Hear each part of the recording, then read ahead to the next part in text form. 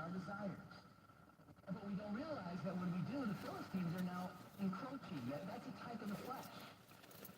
And that wherever you give it an inch, it's going to take a mile. And this is essentially what happened with Saul. He's so preoccupied with his own purpose, instead of fighting the battles of the Lord and keep the Philistines at bay, he's worried about David taking his position. So, of the Philistines, the Lord is silent. The Bible says the Lord did not answer, either by dreams, which is somehow the Lord could use, Urim, which was the thing the priests used to determine the will of God, or by the prophets, the people that God sent to give the word. And Saul, because the Lord didn't answer him, took matters into his own hands, and this is where it gets really ugly. And let me say that God is merciful when we are not listening, and when he's silent, and we can make some bad decisions. And Saul had already done that. He'd already made a sacrifice when God delayed at one battle, and he was rebuked for that. Then he was afraid in another battle, and David bailed him out of that one. But it seems like he's never really in tune to God. He was a man's man, but he wasn't God's man. And you can be a man's man, and people could think, wow, what a specimen. Oh, yeah, he's good. Oh, yeah, he's a great man. He's a man's man. But you could also be a man's man without being a God's man. And it won't get you very far. Well, Saul is desperate now. In verse 7, it says, he said to his servants, find me a woman who is a medium, that I may go to her and inquire of her. And his servant said to him, in fact, there is a woman who is a medium of Endor. Now, she's been called the witch of Endor, but actually she's a necromancer. She's one of those mediums who supposed to be in communication with the dead. So this is what Saul is looking for. You know, he's silenced the voice of God in his life. Samuel died, as we saw in the text, and David is his enemy, so he's got nowhere to go. So he wants to talk to some woman that could purportedly bring back the dead. So Saul disguised himself, put on other clothes, went with 2 men with him. They came to the woman by night, and he said, please conduct a seance for me, and bring up for me the one I shall name you.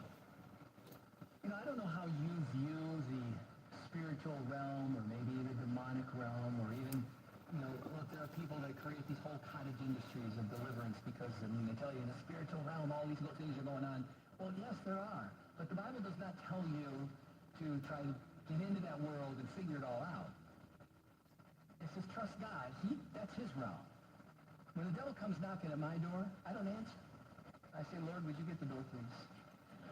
It's not my battle.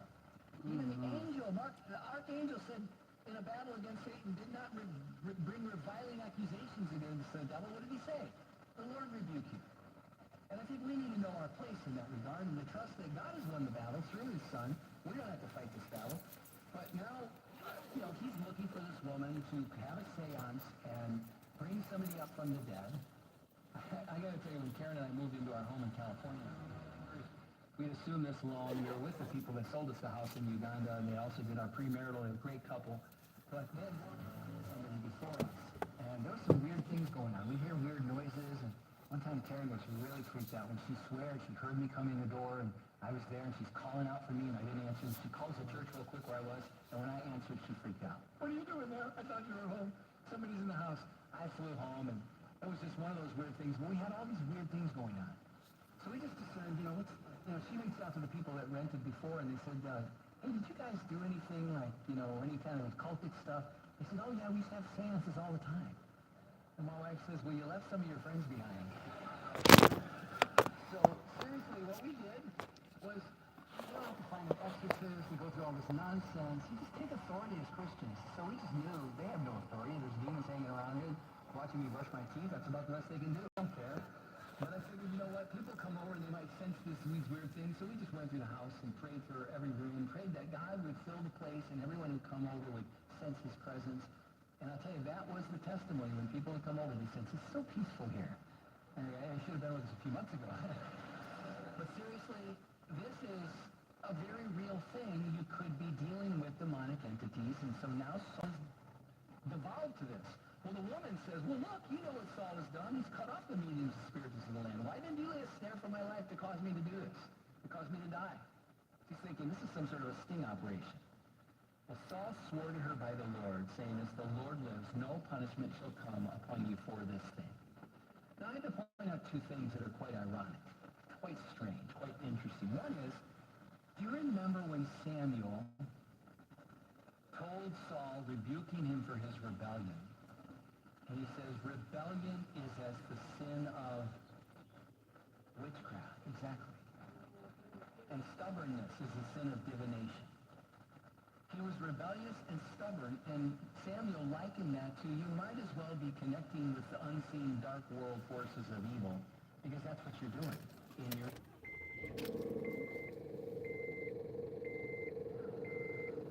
So what do you fall back on when your soul is empty?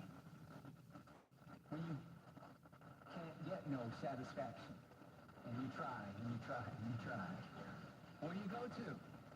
What do you look for? You know, it's funny how desperate we get. I mean, I think as a nation, we don't see the trajectory. What we once were, a nation that was founded in biblical principles. And the fact is, the Bible was the only textbook in those little country schools for 150 years in our nation. This is how kids learn English. This is how they learn right and wrong. This is how they learn morals and truth and God and creation.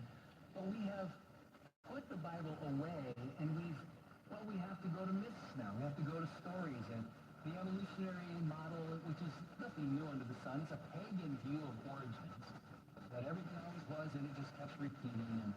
But you know where this came from? Charles Lyell was a man who hated God and hated the Bible, and he had one thing in mind. He influenced Darwin very strongly to come up with all of the things he came up with.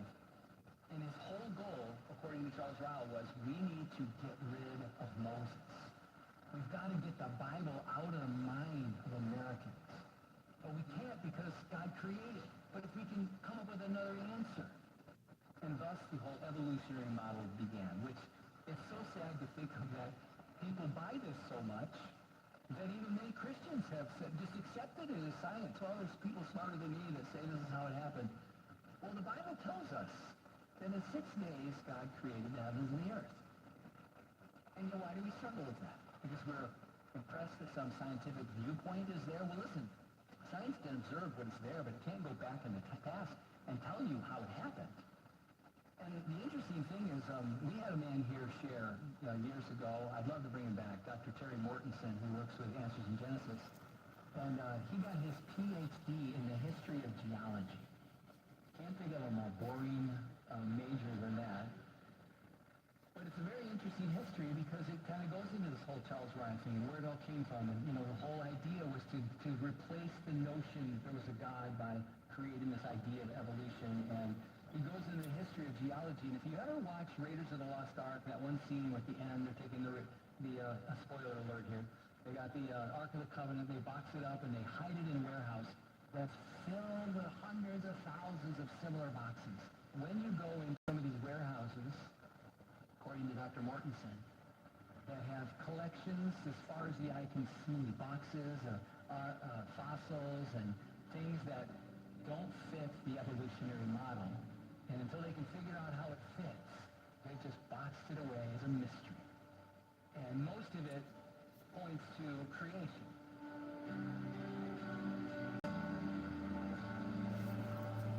This has been Bridging the Gap with Pastor Lloyd Pulley, and today we're in the great book of 1 Samuel. And as we bring today's program to a close, I'd like to express once again that we really appreciate your faithful listenership over the past 3 decades here on Bridging the Gap.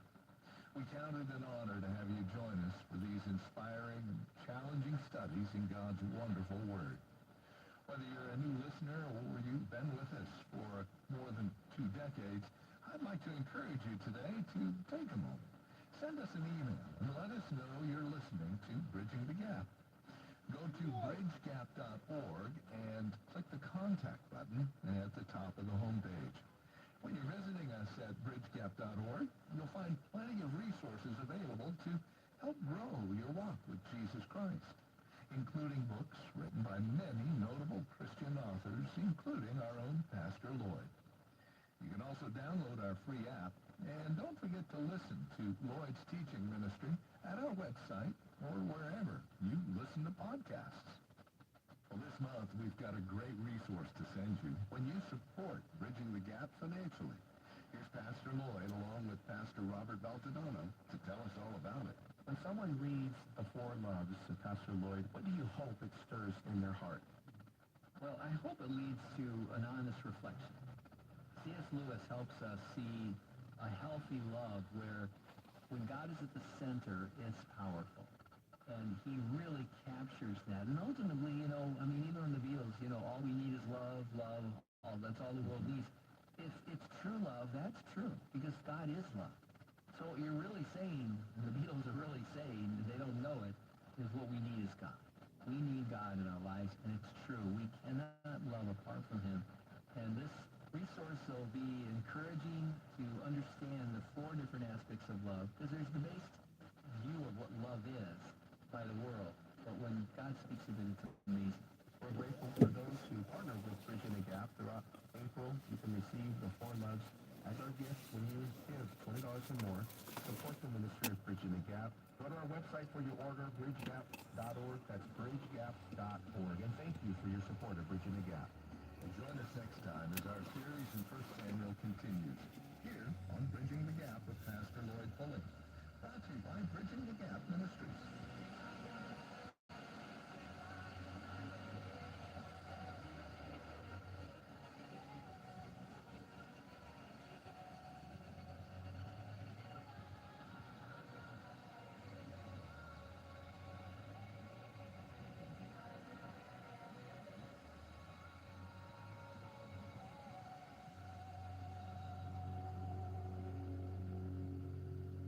Your support helps make the preceding program possible. To support the ministry of 107.9 New Life Radio,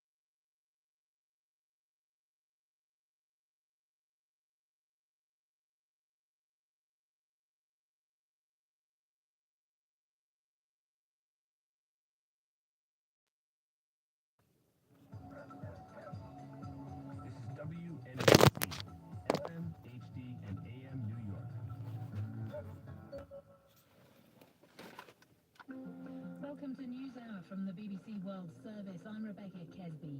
Today, as King Charles addresses both houses of the US Congress amid cross-Atlantic tensions, what can we expect in his speech?